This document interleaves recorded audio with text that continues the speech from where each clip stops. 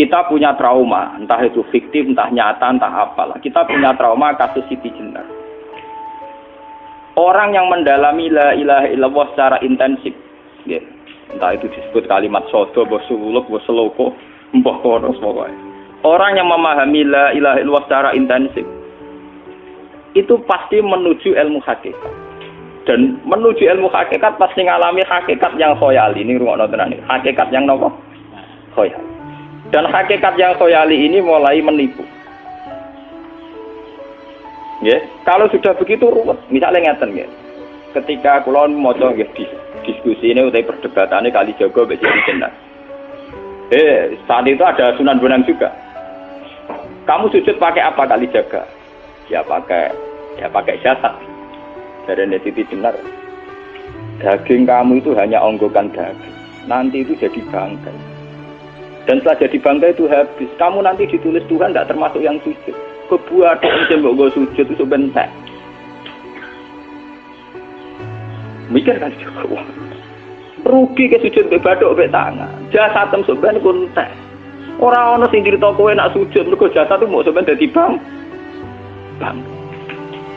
Lah nek ngono sujud sing hakikat ora usah bathuk, ora usah tangan, ora usah sikil, yo rohem iku lho kon sujud mbek pangeran. Nak sujud mbek fisik ku rugi wong fisik sampean. Mikir kali. Wong bolak-balik kali Joko mantan wali preman terus jadi debat pusing. Siti Jenar tahu belajar tak tahu menang Irak. Yang jelas yang mulang gak satem orang menangis. Wah, uang ini menjadi perdebatan. Sehingga keyakinannya kayak Siti Jenar, la ilaha illallah itu ya wahdatul wujud itu, innalillahi wa inna ilaihi. Selama ini kalau orang syariat misalnya, orang syariat itu kalau ada orang mati, misalnya Kak Ruhin mati, ini aku kan muni innalillahi wa inna ilaihi raji'un, saiki Ruhin wis mate. Mate itu balik ning pengen. Itu cara wong hakikat kan salah besar. Orang mati itu tidak ada. Cara ilmu hakikat orang mati itu tidak ada. Roh ini tersiksa di alam fisik. Jadi ruh ini tersiksa di alam fisik. Karena ketemu ning jasate ruh. Tersiksa dulu. Aku apa mangane kudu kerja piring Jepang tersiksa roh. Adol roti mau tersiksa. Misalnya kiai pemangan udah kudu pidato 2 jam bareng tersiksa. Roh kenapa? Tersiksa. Mergo roh ora buta mangan, ora buta ngombe, tapi gara-gara melok fisik. Paham ya? Lho ini tenang sih. Ketawarai ya bener. Lah kula boten.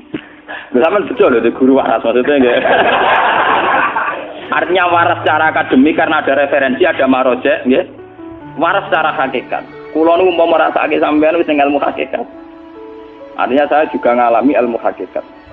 Lan ketika sing aran hikam, wong ora tau mukasafah ora usah dadi ulama. Entah sekian detik ulama itu harus pernah mukasafah. Biar merasakan ilmu napa? Ada. Tapi ilmu hakikat itu bisa dilogikakan sebelum sampean sampai secara musyahadah. Paling enggak bisa sampai secara logika.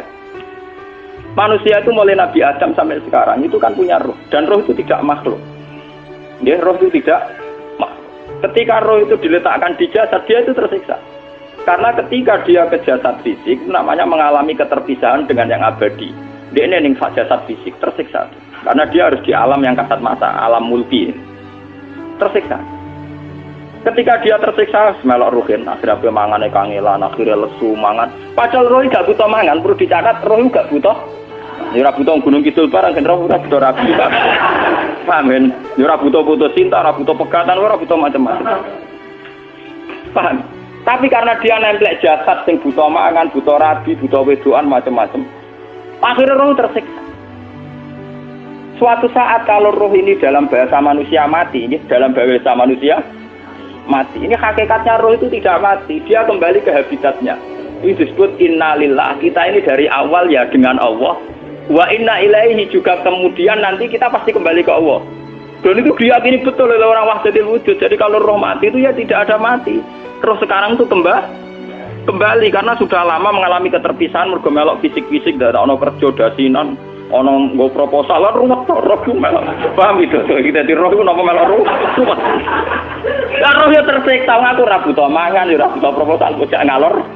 Itu tersiksa. Makanya dalam cerita-cerita Jalaluddin Rumi yang otentik di kitab-kitab begitu. Ketika beliau mau meninggal, muridnya itu nangis. Dari Jalaluddin Rumi, kamu jangan nangisi saya ini mau pesta, saya ini mau pesta perkawinan. Kamu tidak merasakan penyesalan saya ini lama menyesal karena harus hidup bersama kamu. Terus saya ini tersiksa karena ngalami alam yang rusak, yang fana. Alam yang fana. Harusnya roh saya itu di alam abadi, bukan di sini. Maka jangan tangisi kematian saya. Kematian saya adalah kembalinya roh ke habitatnya. Semenjak itu kematian dianggap malam perkawinan karena roh kembali. Walhasil ngono iku cara ilmu tasawuf bahasa Arab jenenge wahdatul wujud, kena Jawa Yogya Solo kok adane jenenge manunggaling kawula. Mergo sing rawan ngono rugen lho, Pak. Nek tak terangno detail. Dadi bathuk mesti iki buku sujud kan niku sampeyan ilang. Dadi seksine ora ono cara teorine sinten Siti? Rugi kowe. Sedari ya gendho. Lah kali Joko mantan preman jak debat terus ora ngono mbok terus tak pateni kowe. Lah debat iki ora iso. Premane kumat. Ya sam preman jak debat ilmi. Ngono ku model. Kali Joko yo ora salah, dhisik sing dina Umar nggih ngoten. Soal Umar sahabat tok, lha sik debat atau milih tak patenane ya Rasulullah. Gak iso dene ilmiah. Mantar preman pasar ukat terus jadi sahabat tok. Debat yang milih mate. Jadi wonten cerita wong Yahudi njaluk keputusan Nabi. Bareng wis diputusno Nabi cek mamang. Ndak tenang keputusane ngono dalam sengketa duniawi. Bariku takok ya Ali. Ya Ali, aku mau sowan ning Nabi Muhammad. Dikai keputusan tapi mamang karo kowe pilih. Ambek Ali dikai keputusan persis Kanjeng Nabi. Cek mamang neh takok Umar. Takok Umar aku mau sing Muhammad, sing Ali dikai keputusan kok mamang, Mar. Cara kowe piye? Urusan dunya. Enteni iki. Entek dia mlebu buat apa? Uang diputus Nabi ora marah. Buat mati. Awe. Mereka mantan apa? Cara mantan intelektual atau intelektual kan ya wajar nggak uji kok percaya Nabi. Ya, kan bareng cara Ali ya gak percaya wis kandhane. Ora mesti cara Ali kan. Lah ora apa pateni. Ya wajar wong Yahudi kok percaya Nabi, nak percaya ora situ Yahudi Muslim. Lah Ali situ Gus Dur. Lah Gus Dur beda piye tenang. Ali nyen ngoten watake ngoten. Nasibe padha. Ali itu ilmuwan yang jadi presiden gak sukses, yang niru Gus Dur. Mergo ning dinggo negara wong pinter mimpin ra sukses, wong pinter gampang maklumi. Lah misalnya kita dadi kiai wong pinter. Kaya santrine pacaran. Maksud itu jangan ana cerita wedok. Wae ruwet. Terus malah dalil dinalina tubuh syahwat minan. Piye padha ketemu pelaturan ta? Paham ya? Ruwet ta? Mulane aja geman, iki kiai pinter teman-teman aja geman. Sing biasa wae ana syariate sithik-sithik. Sing gamane ana santri pacaran tersinggung, ana santri nakal tersinggung, sing ana rasane lha donya ana napa? Nek meguru kula nu urusan ilmu semi hakikat. Mulane mon nggih. Sehingga kayak Siti Jenar, cara pandang Siti Jenar itu masuk betul ning gone pemikiran para santrinya. Kados Ki Ageng Pengging siapa masuk betul karena masuk akal. Cara mereka napa? Betapa tidak ada artinya fisik ini. Nah, kalau semua fisik ini tidak ada artinya, kemudian yang ada artinya itu roh, perjalanan apa? Perjalanan roh, sehingga diartikan inna lillah wa inna ilaihi raji'un. Inna sholati wa nusuki wa mahyaya wa mamati lillah. Lah kemudian sekarang sampean tak tanya misalnya ini latihan ilmu hakikat. Wa mahyaya lan penguripan ingsun. Kalau ingsun itu artinya fisik atau jasad, itu keliru besar karena jasad tidak pernah hidup. Yang hidup itu roh. Paham ya? Sekarang artinya wama mati itu apa? Kematian ingsun. Kalau roh itu tidak pernah mati, berarti kematian roh adalah keterpisahan dengan yang agung atau yang abadi. Dan semuanya itu lillahi rabbil alamin. Sehingga mereka mengatakan kematian itu satu pesta. Mulane kados Bilal ditakoki, ya Bilal, ketika murid-muridnya nangis kabeh mati, Bilal ge seneng ae. Badan nalqal ahibbah Muhammad dan wa hisbah. Ya nak mati malah seneng loh ketemu kekasihku. Sebab itu kematian tidak pernah jadi problem bagi mereka sing soleh, sing menembus ilmu hakikat. Paham? Tapi ilmu hakikat kayak ini itu yang diyakini Siti Jenar, diyakini Jalaluddin Rumi, diyakini para wali-wali wahdatul wujud. Dulu Syekh Husain Sinten Al-Halal. Itu kemudian melahirkan prahara syariat. Prahara apa? Syariat. Sebab itu Wali Songo, oke Siti Jenar benar dalam filosofinya, tapi harus dibunuh. Karena menjadi prahara syariat. Sama dengan yang dikatakan Nabi itu benar, tapi menjadi prahara syariat. Akhirnya disomasi oleh Umar radhiyallahu anhu. Jadi sebetulnya sama, pola-pola ceritanya sama. Intinya sebuah ilmu hakikat harus dikawal napa? Syariat. Nggih kula bolak-balik, contoh paling gampang wit pisang. Wong nak mangan gedang kulitnya tetap dibuang. Tapi umpama gedang dari awal ora usah kulit, ra sido dadi gedang. Paham nggih? Meskipun kon ape dipangan ya dibuang. Tapi kita tidak bisa membayangkan pisang dari awal tanpa napa? Mbah kekeringan, mbah bosok, mbah ora sido dadi napa? Pisang. Terus pentingnya syariat lagi begini gitu. Malah penting ngaji wali-wali syariat sing pinter kados Sunan Kudus, kados Sunan Bonang. Andai kan tidak ada syariat itu dunia pun mesti rusak. Contoh paling gampang masalah pornografi, porno aksi. Jadi Jenar aja omongi ngono iku ngakak-ngakak deh. Dari pangeran wis pirsa, kowe nek klambi pangeran ora tentara ya ora usah klambenan. Wong ora ana gunane. Kalau yang paling penting ku nazarullah, kenapa kowe klambenan barang? Wong kowe klambenan ora pangeran tetep pirsa. Nyatane si Jenar nak mulang nggih coba klambenan lah intine napa? Dinya ada nabi jenengan pun. Nah, aku percaya kabeh nazarullah ora usah napa? Klambenan. Tetapi teori ra usah klambenan yo dinggo tenan. Mulane nek pas do wiridan aliran sesat ciri utama. Kira klambenan tenan. Lah ruwet to.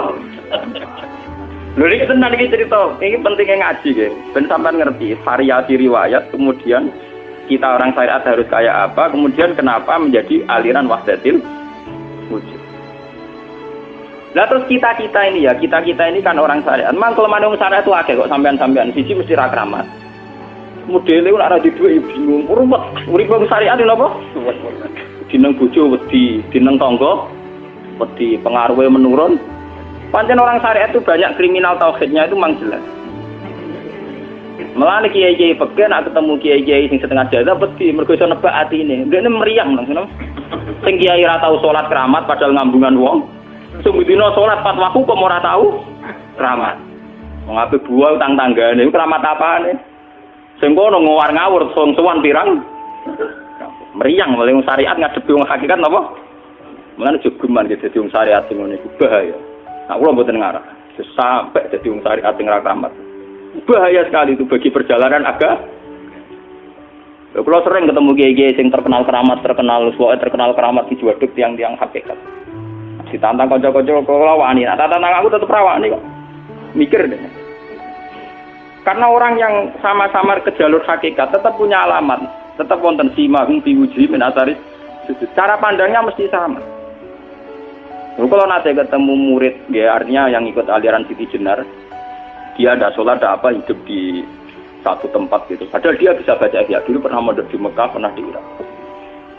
Itu ya meresahkan para kiai. Kemudian sebagian mereka minta saya suruh ketemu. Ya walhasil kalau ketemu pertama ya. Jenengan Gus Ba, tapi zaman Rasul niku terperata arani muka sapa. Nggih biasa mawon. Kula ora usah kenal jenengan nggih kenal. Dadi kula nggih biasa mawon. Lalu pernah ngajar-ajaran nih. Saya Gus ning donya tak enteni mau turun ngenteni mati ngono Gus kok repot. Ucapan kula terus enak. Sampai dari wong hakikat wong ngenteni mati barang. Ya mati ya saiki iku. Ora usah ngenteni saiki padha-padha wis napa? Mati. Ya saiki wis padha-padha wis. Wis padha kabeh. Nah cara ilmu hakikat kan terus sama semua. Napa? Sama semua. Tadi makanya itu tadi. Kalau baleni malagi, logika hakikat itu begitu ya. Roh itu ditiupkan oleh Tuhan ke kita. Kemudian roh karena ikut alam fisik, alam jasad, roh ngalami yang kita alami. Ya. Ketika roh ngalami yang kita alami, dia tersiksa. Nah, ketika roh sudah terpisah dari jasad yang mengekang, yang memenjara ini, dia senang terus kembali ke Tuhan. Itu disebut inna lillahi wa inna ilaihi. Nah, jasad ini kemudian menurut ilmu hakikat nggak ada gunanya sama sekali total. Hilang di telan tanah. Lah kalau begitu jasad iki nak mbok agul-agulan. Gusti bathuk kula tak nggo sujud tangan kula ndi buktine tangan wis ra ono. Bathuk wis ora. Mulane dari Siti Jenar, hanya wali bodoh kayak kalian yang punya ajaran bodoh begitu. Malah rasupan terus. Mulane Sunan Kalijaga semangat kon mateni mergo tambah omongane glodro ndi. Tapi yang enggak disadari Siti Jenar yaitu tadi. Inti dari ilmu hakikat itu kan tunduk sama kersane Tuhan. Kalau sudah tunduk pada kersane Tuhan, kalau kersane Tuhan roh kita harus di jasad. Dan wujud jasad kita ini juga karena kehendak Tuhan. Kenapa yang wujudnya jasad yang karena kehendak Tuhan engkau ingkari? Sementara wujudnya roh tidak kamu ingkari. Toh wujudnya jasad ya bi iradatillah wa bi masyiatillah. Wujudnya roh ya bi wujudit bi masyiatillah wa ira. Harusnya fungsi jasad juga harus kamu akui toh Siti Jenar. Wong sekarang kita punya jasad ya bukan karena kita, karena kehendak Allah. Kenapa kamu ingkari? Berarti kamu ingkari kehendak meneng Siti Jenar.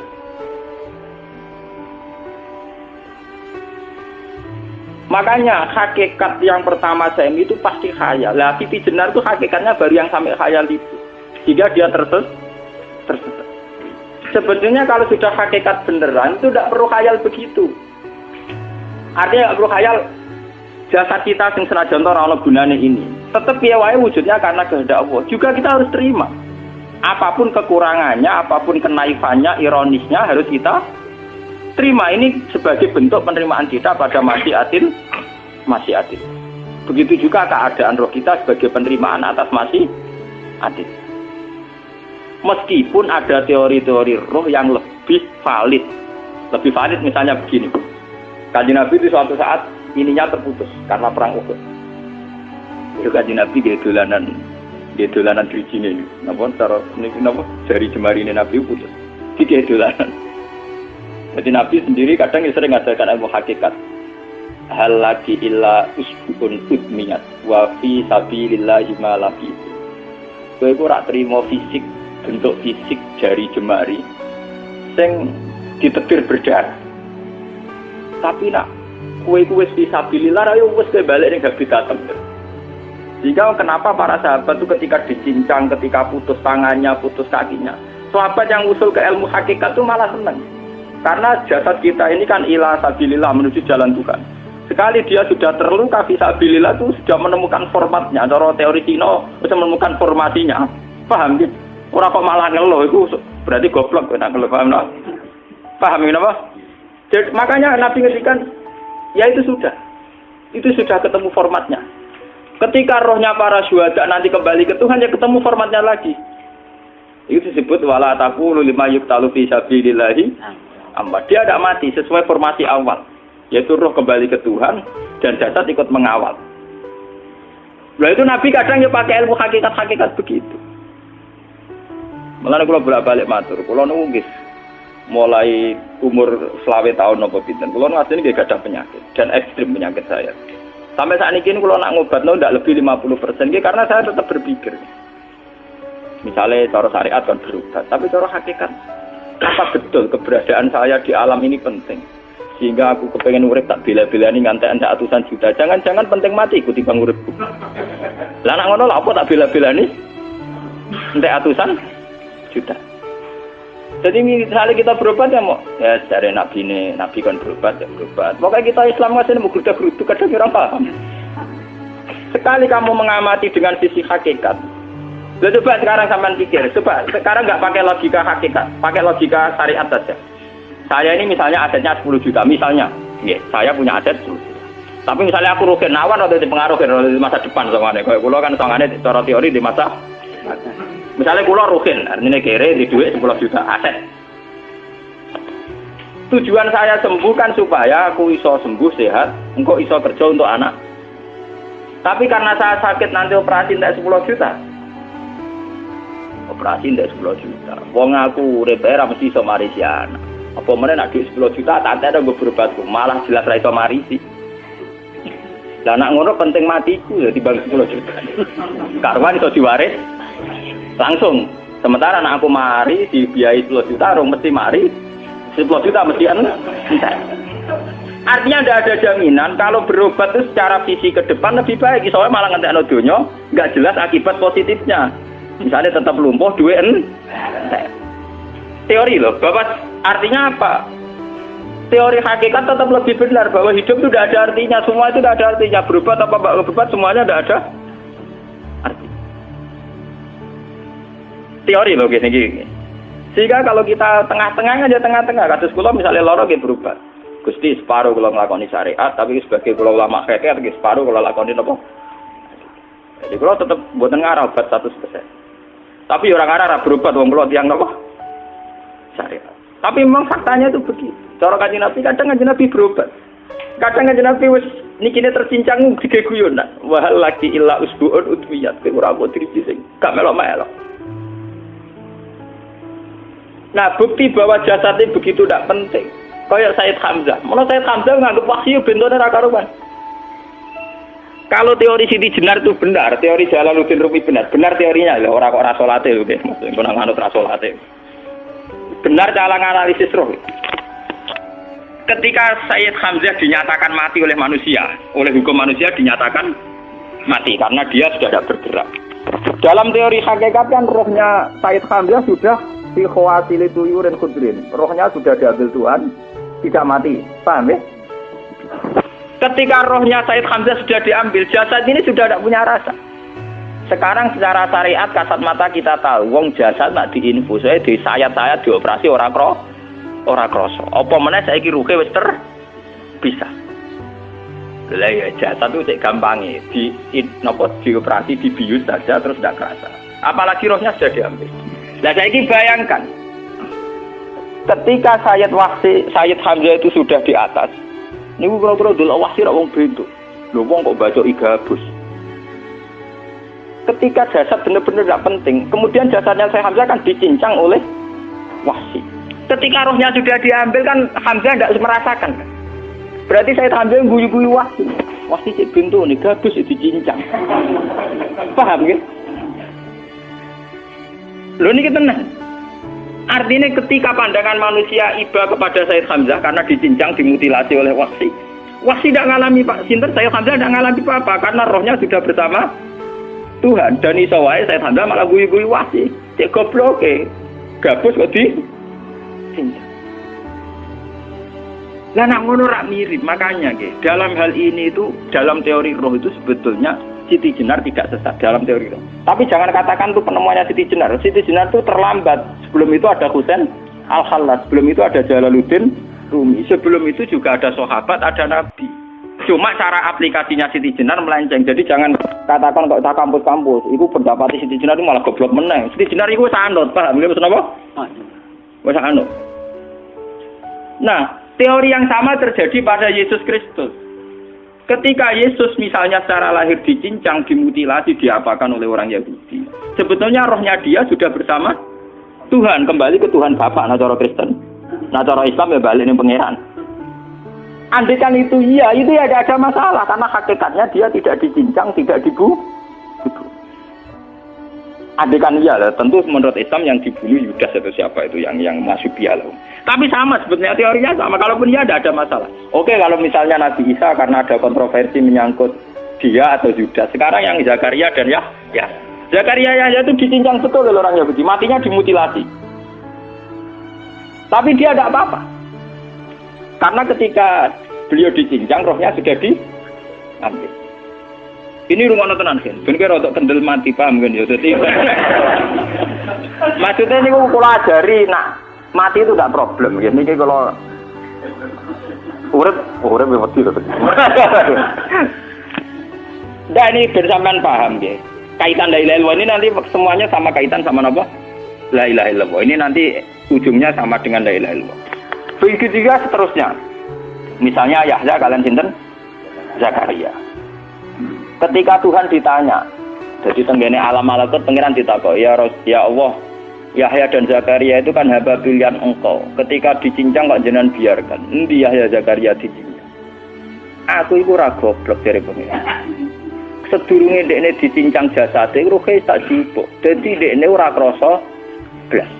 Begitu juga yang tafsir-tafsir sampean lihat wa Maryama Sayyidah Maryam yang istrinya Fir'aun. Itu kan dia iman sama Nabi Musa. Asiyah, ya Asiyah imro'ati apa? Fir'aun. Asiyah imro'ati Fir'aun, ya. Itu kan dihukum oleh Fir'aun. Ketika mau ditumpahi apa? Batu besar. Iku Allah ketika di pangeran, ya malaikal mauti, cepat ambil rohnya sebelum dihunjami batu besar. Terus rohnya diambil. Sebab itu dalam hukum Tuhan, Tuhan itu tidak merasa bahwa Tuhan membiarkan Asiyah, membiarkan Hamzah, membiarkan Yahya, membiarkan Zakaria. Dalam hukum Tuhan semua orang ini roh-roh terhormat. Akhirnya nak anggo teori iki sing nyincang malah goblok, wong gabus goblok cincang ngono dadi. Nak anggo teori iki malah berbalik, sing goblok sing nyincang. Paham? Yo ora kok sesuai sampean kiaskan saja. Wong dibius wae disayat-sayat gak krasa. Kaya apa nak ruhe bener-bener wis tercabut terpisah. Rasane ning ndi? Itu disebut wala taqulu lima yuqtalu fi sabilillah napa? Lah kemudian roh ini kemana? Nah, roh itu sudah menyatu dengan kalimat tauhid. Mesti roh itu bersaksi la ilaha illallah. Itu sing disebut ning alam roh ketika Allah tanya alastu bi rabbikum, mesti qalu bala. Mesti mereka jawabnya napa? Bala. Karena alam roh tentu lebih mudah bersaksi akan keberhadiran dan keeksistensi Tuhan Allah Subhanahu wa taala. Paham ya, ini sama penting. Nah, ketika kalimat tauhid sudah menyatu kayak begini, itu mesti kalimat tauhid sing mesti langsung untuk swarga. Itu dimaksud Nabi mustaiqinan biha qalbu mukhlishon biha qalbu. Ati itu qalbu kan nggak bisa kamu artikan jantung atau liver kayak teori modern sekarang. Misalnya qalbun itu apa? Dari kiai qalbun itu jantung. Nah, ngono beda mek liver. Lah nek liver apa kabidun niku akal-akalan aja padha ora paham. Bahasa kolbun, fikrun, aklun itu sesuatu yang misteri. Lah, roh ini kemudian dengan kalimat tauhid sudah menyatu disebut mukhlishon biha qalbu. Ada tingkat kemurnian hubungan roh dengan kalimat tauhid. Lah kalau begitu pasti dakhalal jannah. Karena tidak mungkin kalimat tauhid kok di neraka. Lah ini ngomong masalah-masalah hakikat. Wong sing gak tahu petualangan hakikat, momene sing sering bingung bakas duit, bayar kredit, utang jatuh tempo, ora usah melok mikir, utek wis entek go mikir duit.